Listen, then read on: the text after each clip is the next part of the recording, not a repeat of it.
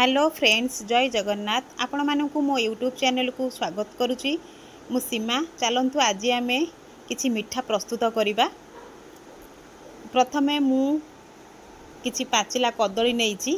पाचिला कदली को गोटे बाउल रे चोपा छड़ाई ताकू भल भाव चकटी दबा जेपरी किछि खदड़ा न रुहे। सेथिरे मु 2 कप मैदा व्यवहार करिछि।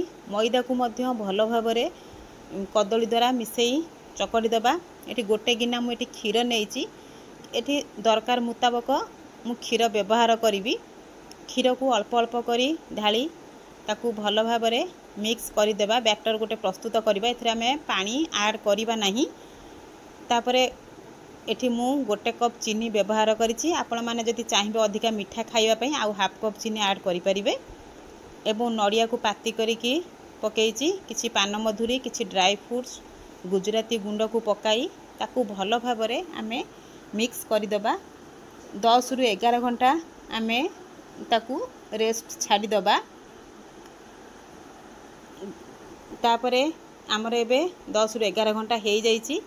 बैटर टी को भल भाव टिके फेंटी दबा। एपटे कड़ाई रे तेल गरम मध्य हो जाइछि। तेल गरम हो सारला परे गोटे डंकी द्वारा एही परि भाव बैटर को आमे तेल रे ढालिबा। देखंतु ढालिबा द्वारा मालपुआटी किपरि सुंदर भाव फुलीची।